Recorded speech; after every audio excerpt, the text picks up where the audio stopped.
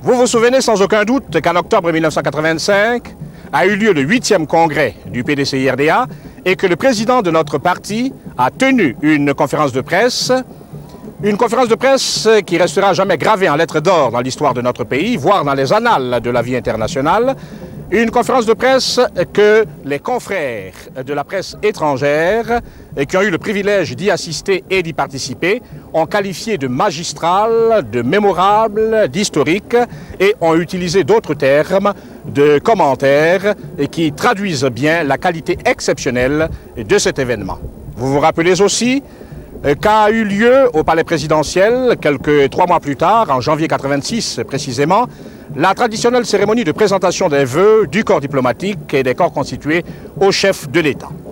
Eh bien, le président de la République a saisi ces différentes occasions, comme il le fera d'ailleurs en d'autres, pour réaffirmer les principes fondamentaux de la politique de la Côte d'Ivoire. La Côte d'Ivoire qui ne veut être l'ennemi de personne, mais qui veut au contraire être l'ami de tout le monde. À la base de cette politique ivoirienne, la quête acharnée de la paix et de la justice, la pratique permanente du dialogue et de la concertation. Tout particulièrement depuis 2 ans, des faits, des événements sont venus concrétiser ces faits majeurs de notre politique, événements, faits qui correspondent bien à la volonté affirmée de la Côte d'Ivoire de n'être inféodée à aucun système politique, économique ou idéologique qui la priverait de son libre arbitre et remettrait en cause l'indépendance qu'elle a acquise de haute lutte et qu'elle entend bien préserver contre toute ingérence. Ainsi, la reprise ou l'établissement de relations diplomatiques entre notre pays et des pays avec lesquels ces relations avaient été rompues ou n'existaient même pas. Ainsi, par exemple, la cérémonie qui a eu lieu le 2 décembre dernier et au cours de laquelle 5 ambassadeurs représentant des pays au régime politique différents ont présenté leurs lettres de créance au chef de l'État, ceux des États-Unis d'Amérique et du RSS, de Belgique, de Burkina Faso et d'Israël. Israël, dont justement les relations diplomatiques avec notre pays ont été rompues en 1973 et ont été rétablies l'année dernière. C'est précisément le chef du gouvernement de ce pays que Yamoussoukro accueille ce vendredi 19 juin. Événement exceptionnel dans la mesure où c'est la première fois qu'un Premier ministre israélien rend visite à la Côte d'Ivoire, et cela depuis 14 ans et même plus. Oui, plus de 14 ans, si l'on considère le fait que la précédente visite d'un chef de gouvernement israélien en Côte d'Ivoire date de 1966, c'était donc il y a 21 ans, et le Premier ministre d'alors s'appelait M. Lévi Eshkol. Celui que les Ivoiriens, massivement regroupés autour de leurs dirigeants, avec au premier rang le président Félix Houphouët-Boigny, accueille ce vendredi 19 juin 1987 à Yamoussoukro, apprenant M. Isaac Chami. Il arrive de Monrovia, 3e étape d'une tournée africaine commencée au Togo lundi dernier 15 juin, poursuivie ensuite mercredi au Cameroun, avant la capitale nigérienne, où M. Chami va séjourner du jeudi 18 juin jusqu'à cet après-midi du vendredi 19 juin. 3 quarts d'heure ont suffi au Boeing 707, à bord duquel il effectue cette tournée pour relier Monrovia à Yamoussoukro, où il a atterri peu avant 14h30 à 14h27 précisément. Le Premier ministre israélien, dont c'est la première rencontre avec le président de la République depuis qu'il assume les hautes fonctions de chef du gouvernement de son pays, c'est-à-dire depuis octobre 1986, voyage en compagnie notamment de son épouse, de ses conseillers pour les questions de presse et pour les affaires politiques, de son secrétaire militaire et de son directeur de cabinet, du directeur général adjoint du département Afrique et Asie au ministère des Affaires étrangères et du directeur des Affaires africaines à ce ministère, du chef adjoint des opérations des forces armées et d'une délégation d'hommes d'affaires. Messieurs les ministres d'État Maurice Serigne-Oleba et Paul Guidibo, Monsieur le ministre d'État et Madame Kei Bougina, les ministres des Affaires étrangères, de l'Intérieur et de la promotion de la femme, M. Siméon Hadké, Léon Konakofi et Mme Hortense Akangri, Mme Vamoussa Bamba, l'épouse du ministre de la Construction et de l'Urbanisme, celle de l'ambassadeur d'Israël en Côte d'Ivoire, Mme Shimon Agour, et le préfet du département de Yamoussoukro, M. Vincent Mandamangata, participent aussi aux côtés du président de la République à l'accueil au bas de l'échelle de Coupé avant que les honneurs militaires soient rendus au chef du gouvernement israélien.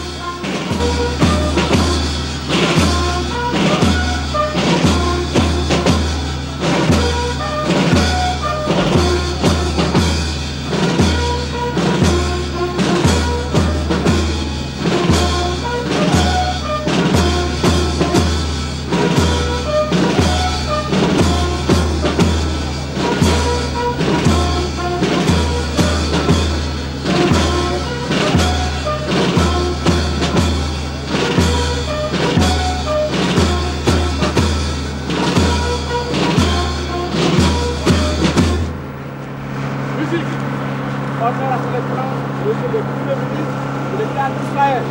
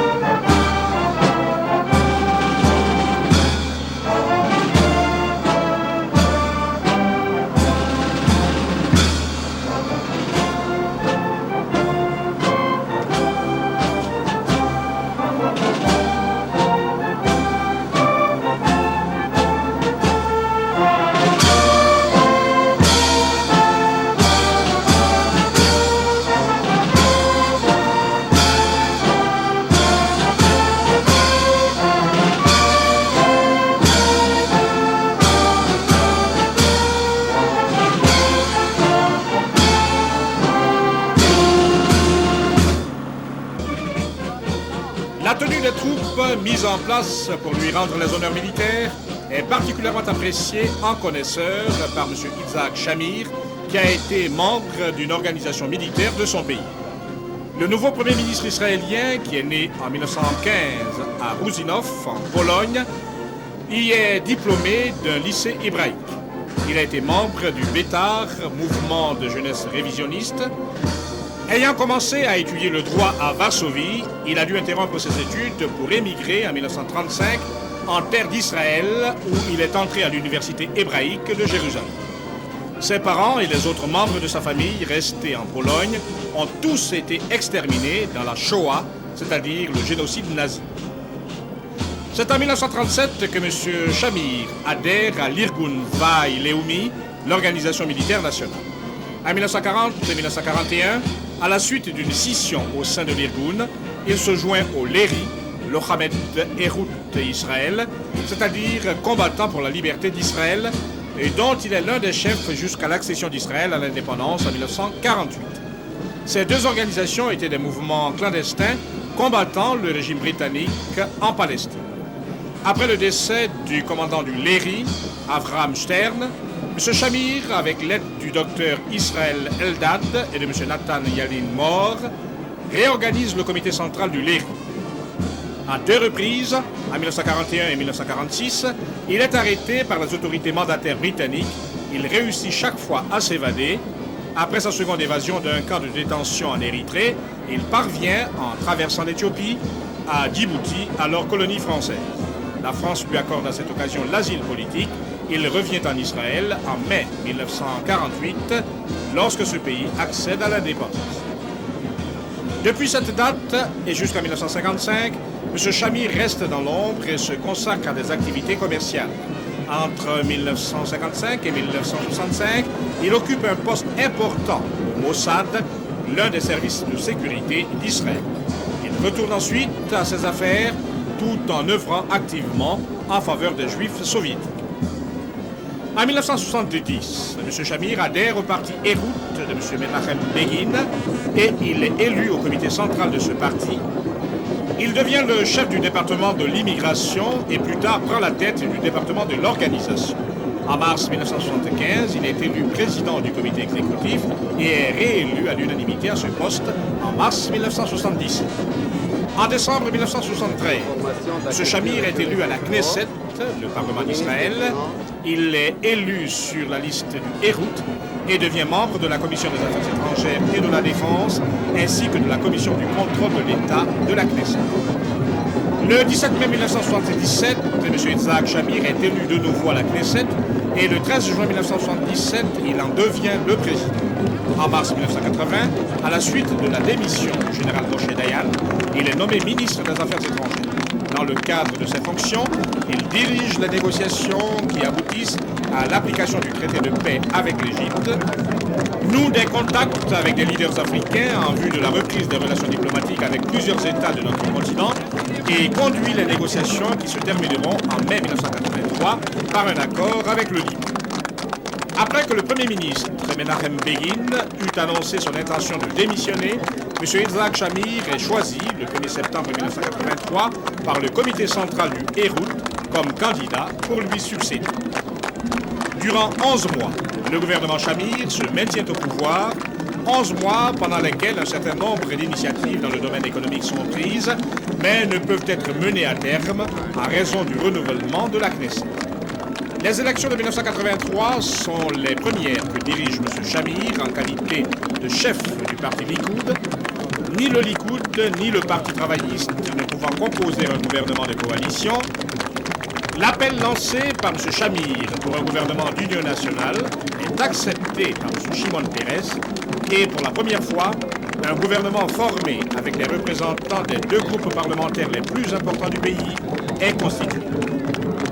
Ce gouvernement d'union nationale est basé sur le principe d'une rotation prévoyant que M. Shimon Peres serait, pour une période de 25 mois, le Premier ministre, M. Shamir occupant les charges de Premier ministre alternant et de ministre des Affaires étrangères.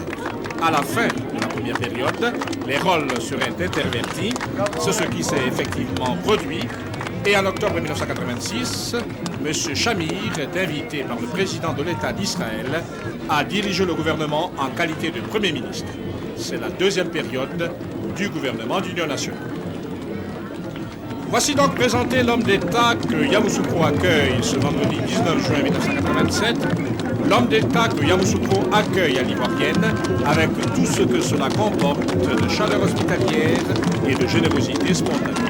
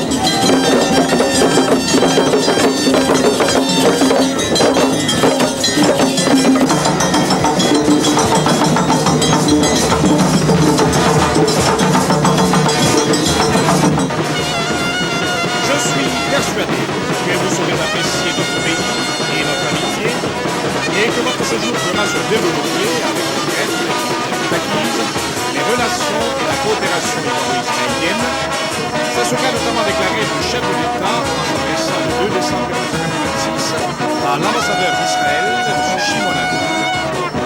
Le premier ambassadeur de son pays, qui lui présentait ses lettres de créance depuis la reprise des relations diplomatiques entre la Côte d'Ivoire et Israël. Nul doute que la communauté israélienne en Côte d'Ivoire sait apprécier aussi notre pays et notre amitié et contribue également à développer les relations et la coopération israélienne dans différents secteurs. Les membres de cette communauté, venus particulièrement d'Abidjan, et auxquels s'est joint l'ambassadeur d'Israël au Zaïre en séjour privé dans notre pays, sont en tout cas présents cet après-midi du vendredi 19 juin 1987 à l'aéroport de Yamoussoukro pour participer à cette fête de famille ivoiro-israélienne, fête qui, de l'aéroport, va se poursuivre jusqu'à la résidence des hôtes de marque.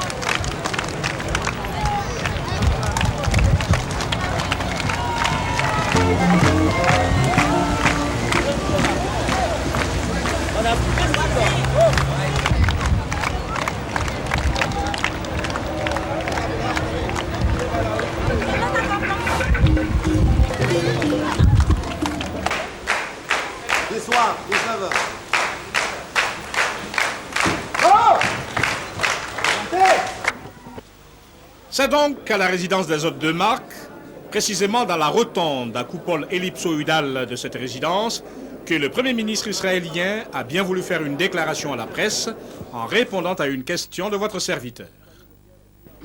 Monsieur le Premier ministre, soyez le bienvenu en terre ivoirienne. C'est un souhait et que je vous demande d'accepter et que je vous présente au nom de la presse nationale. Je vous demande également d'accepter de nous livrer vos impressions au moment où vous effectuez votre première visite en Côte d'Ivoire, une visite qui est d'ailleurs la première du genre d'un chef de gouvernement israélien dans notre pays, depuis la reprise des relations diplomatiques entre la Côte d'Ivoire et Israël, et qui intervient au terme d'une tournée que vous venez d'effectuer dans plusieurs autres pays africains. Je vous remercie pour votre question. Je suis très heureux d'arriver à ce pays, ami.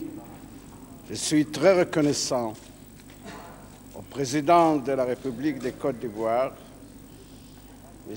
Houphouët-Boigny, un grand ami de notre peuple et de notre État, pour m'inviter de venir ici et pour me donner l'occasion, l'opportunité d'échanger avec les présidents des idées, des vies sur notre monde d'aujourd'hui, sur les relations d'Israël avec l'Afrique, sur la situation au Moyen-Orient. Je suis très heureux d'entendre les vues du président et d'apporter ces vues à notre gouvernement et à notre peuple. J'ai toujours pensé qu'un jour viendra et nous viendrons officiellement à ce pays qui est un des pays les plus importants du continent africain pour aborder un dialogue amical et fructueux avec ce pays et avec la terre d'Afrique. Et voilà, le jour est venu, grâce au président, et j'en suis très heureux, et j'exprime encore une fois mes remerciements les plus profonds au président.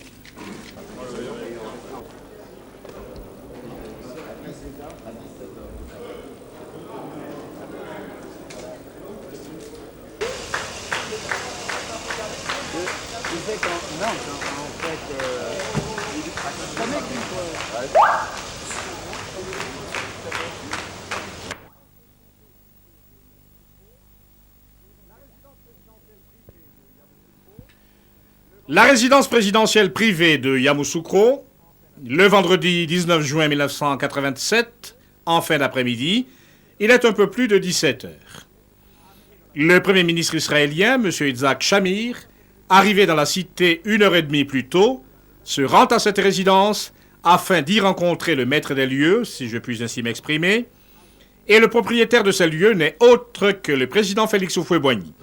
Le président Félix Houphouët-Boigny qui, grand ami du peuple et de l'État d'Israël, a invité M. Shamir, comme celui-ci l'a affirmé lui-même, à venir à Yamoussoukro et échanger avec lui des idées, des vues sur notre monde d'aujourd'hui, sur les relations d'Israël avec l'Afrique et sur la situation au Moyen-Orient.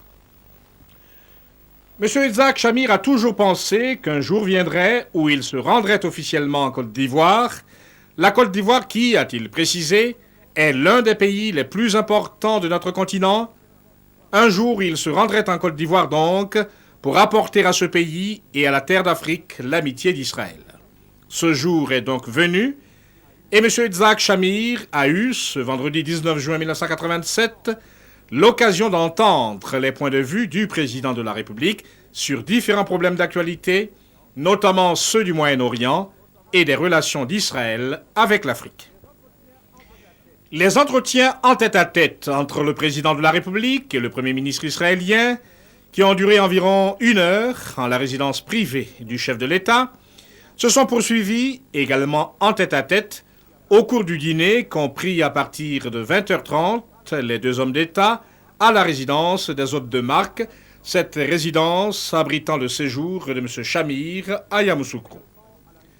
C'est également à la résidence des hôtes de marque que le président Félix Houphouët-Boigny et M. Yitzhak Shamir se sont rencontrés le lendemain samedi 20 juin pour de nouveaux entretiens en tête-à-tête de 12h à 13h15.